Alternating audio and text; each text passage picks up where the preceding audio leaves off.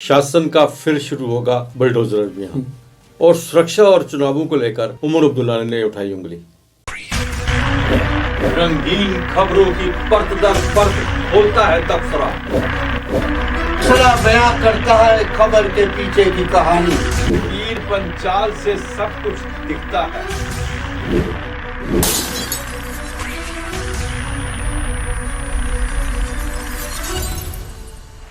नमस्कार, तबसरा आज दोपहर तक में एक बार फिर आपका स्वागत है और मैं हूं दर्शपाल गुप्ता और मेरे साथ हैं वरिष्ठ पत्रकार सतीश वर्मा जी।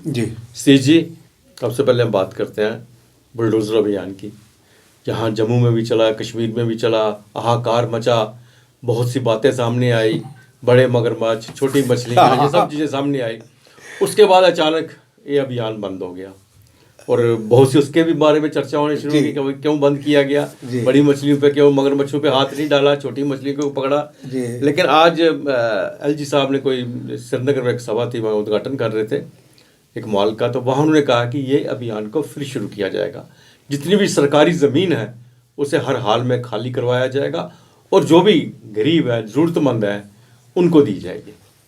आपने बिल्कुल ठीक कहा। जिस तरह बड़े मगरमच्छ बच गए पिछले अभियान में, कई बार ऐसा लगता है कि जैसे पाकिस्तान में कहते हैं ना, तेरा तालिबान मेरा तालिबान, जो हमले कर रहे हैं पेशावर वगैरह में, ये उसी तरह का लग रहा है कि जो सत्ता के करीब बड़े बड़े मगरमच्छ जिनका आप इशारा कर रहे हैं वो बच गए, जबकि उनके खिलाफ अदालतों के आर्डर भी हैं। हैरत की बात यह है, अदालतों के आर्डर हैं, शिनाख्त की गई है, कंसर्न डिपार्टमेंट, रेवेन्यू डिपार्टमेंट, उसके बावजूद उनकी तरह वो पीला पंजा जाते घूंघट निकाल लेते हैं, शर्म आती है।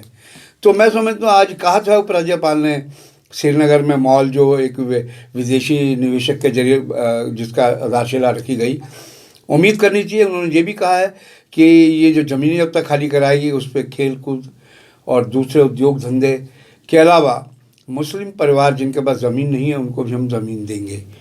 तो मुस्लिम परिवार की बात हुई है, चूँकि आरोप लगते रहे कि सिलेक्टिव और टारगेटिव ये अतिक्रमण अभियान चलाया गया और अब जो नंबर दोबारा चलाएंगे 2 करके अतिक्रमण अभियान के खिलाफ, तो मैं समझता हूँ कि उपराज्यपाल साहब को के ऊपर और ये शासन के ऊपर ये आरोप चस्पा होते रहेंगे।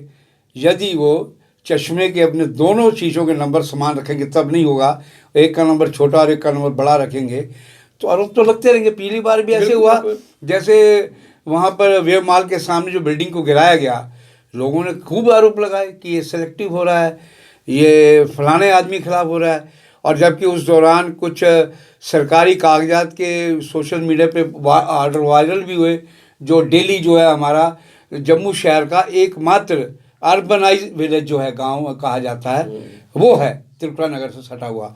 तो मैं समझता हूँ कि बहुत सी बातें हैं। अब कहा यह भी जा रहा है कि अब नौकरशाही किस तरीके से चला रही है उपराज्यपाल को। नौकरशाही, देखिए, तभी लोग कहते हैं कि लोकशाही बहुत ज़रूरी है, निर्वाचित सरकार का होना बड़ा ज़रूरी होता है। वो जब फैसला लेती है, अच्छा ले बुरा ले, लेकिन वो सेलेक्टिव नहीं कर पाती, क्योंकि उनको पता है उसमें सब लोग शमूलियत है, सबकी शमूलियत है। ब्यूरोक्रेसी क्या है कि जिनसे उनके रसगुल्ला खाने के संबंध होते हैं मीठे मीठे, तो उनको वो बचाने की कोशिश करती है। हम समझते हैं कि उपराज्यपाल साहब को इस बार इस चीज़ का खास तौर से ध्यान देना चाहिए कि चूँकि हेड वो हैं स्टेट के हमारे, और उनकी छवि एक अच्छी छवि मानी जाती है, पॉलिटिकल सूझबूझ वाले हैं, तो ऐसा ना हो कि कोई नौकरशाही नीचे उनके नीचे अपना खेल कर रहा हो और ऐसे बड़े बड़े मगरमच्छों लैंड ग्रैबर्स के खिलाफ। बहुत बड़ी लिस्ट जो है वायरल हुई थी, बहुत से नाम है दिल्ली में जिसके बारे में आपने कहा, और भी बहुत से हैं, तो उनकी तरफ अभी तक कोई हाथ नहीं डाला गया था, कुछ नहीं था, उसको लेके बड़ी चर्चा। बिल्कुल, एडवोकेट शेख शकील बोल चुका है, कई वीडियो उन्होंने अपने निकाले। तो मैं इसको लेके श्रीनगर में भी बहुत सी बातें हो रही थी, ये बिल्कुल जम्मू में ही हो रही है, लेकिन क्योंकि कह रहे थे कि बड़ा दबाव को केंद्र से आया है और लोगों ने कहा है कि इसलिए अभियान को रोक दिया गया है। लेकिन अब जब कि एलजी साहब खुद कह रहे हैं कि नहीं, इसे फिर शुरू होगा, तो मुझे लगता है उनकी पेशानी पर फिर पसीना आ जाएगा उन लोगों की। बिल्कुल आ तो जाएगा, लेकिन सवाल असल वही है, यक्ष प्रश्न वही है कि क्या वो जो पीला पंजा है अपना घूंघट उतार के फेंकेगा या उन बिल्डिंगों की तरफ घूंघट बना के रखेगा।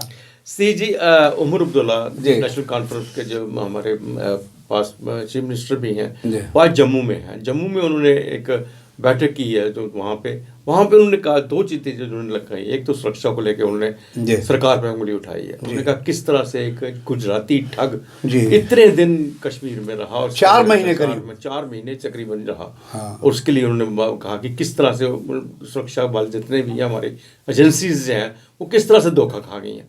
और दूसरी बात वो चुनावों को लेकर उन्होंने कही है जी।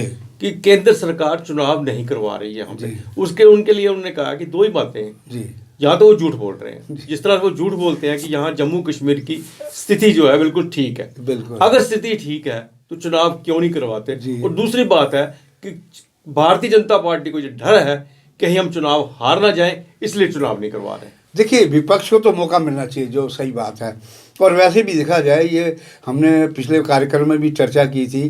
पिछला विधानसभा चुनाव हमारा लोकसभा 2014 मोदी आए थे, उसके कुछ महीने बाद हुआ था, जिसके नतीजे दिसंबर में आए थे।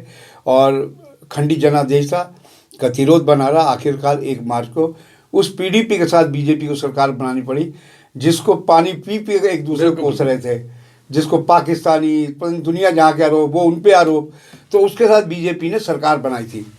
सरकार चली नहीं, मुफ्ती साहब का इंतकाल हो गया, उसके बाद फिर गतिरोध हुआ, फिर महबूबा, और फिर मसरत आलम आ गए, फिर तमाम चीज़ें आ गई। और अचानक बीजेपी ने नई दिल्ली सपोर्ट विड्रा करके गठबंधन करती सरकार। और इत्तेफाक से उस टाइम के जो राज्यपाल थे हमारे अपना मलिक साहब, उनका उस दिन फैक्स मशीन ख़राब हो गई। उन्होंने कोई अच्छा मिस्त्री रखा होता पास में, मशीन ठीक हो सकती थी। तो उस टाइम उन्होंने फ़ोन सरकार डिज़ाल्व कर, विधानसभा डिज़ाल्व कर दी। ये तमाम तरह की चीज़ें जो हैं, ये धुंधलका जो छाया हुआ है एक लोकशाही के ऊपर, जाहिर है कि जब चुनाव होंगे तो तभी इन चीज़ों से निजात मिलेगी, तभी विपक्ष हमलावर है। हालांकि आज़ाद साहब तो कह रहे हैं सब मीठा मीठा, सब ठीक ठाक है।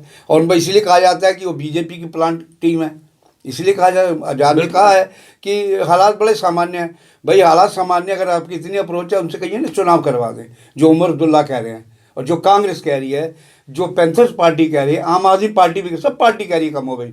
मैं समझता हूँ, देखिए जिस प्रकार आज हमारा प्रदेश, ख़ास तौर से युवा और जो नौकरी कर रहे हैं वो भी, जिनको नौकरी चाहिए वो भी, जिस झंझावत पर फंसे हुए हैं, उसका एक रास्ता यही है कि यहाँ जल्द से जल्द लोकशाही स्थापित हो, लोग यहाँ के चुनाव हो, निर्वाचित सरकार हो, वो फिर अपने चश्मे से एक मानवीय भाव से। नौकरशाही तो लकीर के फकीर है, करना तो करना है। नौकरशाही का तो एक है ना, उनका पिक एंड चूज़ होता है, जिनसे याराने हैं उन्हीं के वो दीवाने हैं। तो ये हाल है। लेकिन पॉलिटिकल आदमी जो होता है, उसको वो कम से कम इन चीज़ों को देखता है, नहीं ये नाइंसाफ़ी है, मुझे वोट भी चाहिए, नहीं करूँगा, कल को मेरे खिलाफ वोट जाएंगे। तो कुल मिलाकर देखा जाए कि आरोप तो विपक्ष लगाएगा, जिस तरह उमर अब्दुल्ला ने आरोप लगाए। और ख़ास तौर से जो गुजराती ठग, वो कई महीनों से मोच काट रहा था और ऐसी जगह गया। हैरत की बात है, जो हम एक्रेडिटेड जर्नलिस्ट, हम आप नहीं जा सकते उस पॉइंट पे एलओसी के, जहाँ तक वो पहुँच गया। और ऐसे जा रहा है जैसे कि सेनाध्यक्ष बना हो, मतलब उसकी टौर देखिए। और हैरत की बात यह है कि ना दिल्ली को समझ आई और ना इनको समझ आई कि जेड प्लस सिक्योरिटी उसको मिली कैसे। और बिना गृह मंत्रालय के, जो जानकार उन जिनसे मेरी दिल्ली में बात होती है, उनका कहना है कि बिना गृह मंत्रालय के अप्रूवल को जेड सिक्योरिटी मिल नहीं सकती, भले स्टेट मुहैया कराए, क्योंकि उसमें कमांडोज वगैरह सब होते हैं। तो अब देखना दिलचस्प होगा। हालांकि पुलिस अधिकारी कश्मीर के ये कह रहे हैं जी ये इंटेलिजेंस फेलियर नहीं है, ये गलती है। ये गलती है, ये ब्लंडर है। गलती, इसको अगर आप गलती कहेंगे तो फिर ब्लंडर क्या होगा। तो मैं समझता हूँ कि इन तमाम चीज़ों पर इनको गौर करना चाहिए कि इस प्रकार के ठग जिस राज्य विशेष से आते हैं, उससे जम्मू कश्मीर को, पुलवामा पहले हो चुका है, आरोप ये भी लग रहे हैं कि कहीं ये कोई और बड़ी चुनावी मुहाने पर है, कहीं और गेम करने तो नहीं आया। ये बड़े गंभीर पॉइंट है जिसके ऊपर ईमानदारी, निष्पक्षता से इसकी जांच होनी चाहिए। सी जी, एक दिन रह गया है, चैत्र नवरात्रि शुरू होने वाले हैं जी। और आपको पता ही है जम्मू कश्मीर के अंदर, खासकर जम्मू के अंदर, बिल्कुल किस तरह से पूरे नॉर्दर्न इंडिया में इसका कितना है। और जम्मू में माता वैष्णो देवी के दर्शनों के लिए जिस तरह से जोश है, लोगों को श्रद्धा आ रहे हैं, और श्राइन बोर्ड ने भी उनके लिए पूरा इंतजाम किया हुआ है। सारे वो कदम उठा रहे हैं ताकि किस्म किस्म की भगदड़ न मचे और यात्रियों को किसी किस्म की परेशानी ना हो। बिल्कुल। हम तो देखो, वो कहते हैं ना, मेरे कई दोस्त दिल्ली में कहते हैं यार हमें बुलावा नहीं। हम कहते हैं भैया चलो, बुलावा आया, माता ने बुलाया है। तो क्योंकि कुछ घटना जो पिछले साल घटी, उससे जाहिर है कि उसमें श्राइन बोर्ड उसको पुनरावृत्ति उसको नहीं चाहता। पिछले मीटिंग भी हुई है, हम अब लगातार पीपी न्यूज़ लाइन जो भी श्राइन बोर्ड की डेवलपमेंट होती है, जो भी अच्छे कार्य होते हैं उसको हम प्रमुखता के साथ हाईलाइट करते हैं। और परसों जो शुरू होने जा रहा है चैत्र नवरात्र, उसमें उपराज्यपाल मनोज सिन्हा जो कि धार्मिक प्रवृत्ति के वो खुद विशेष रुचि ले रहे हैं। और उससे साथ साथ उनके नीचे जो सीईओ बैठे हैं अंशुल गर्ग, उनके बारे में भी ये कहा जाता है कि वो एक पूरी डेडिकेशन के साथ इसकी तैयारी में लगे हैं। नवरात्रे हैं और देश भर से लोग आएंगे। यह भी कहा जा रहा है कि हाल के दिनों में यात्रियों की तादाद बढ़ी थी और अब जब नवरात्र पर से शुरू होगा चैत्र, तो स्वाभाविक है अगर 25,000 तो 25, 30 भी 35 भी उससे पढ़ ले, तो उनको लेकर, उनकी व्यवस्था को लेकर, श्रद्धालुओं की और उनकी सुरक्षा को लेकर, ये तमाम बिंदुओं को लेकर उपराज्यपाल के नेतृत्व में ये इसकी तैयारियां जारी हैं। और हम कहते हैं कि माता रानी ये नवरात्रे ऐसे हों कि हमारा प्रदेश, हमारा देश तमाम तरह के झंझावत से बाहर निकल पाए। तो ये था तबसरा आज दोपहर तक का। बाकी खबरों के लिए आप देखते रहें पीपी न्यूज़ लाइन। नमस्कार। नमस्कार।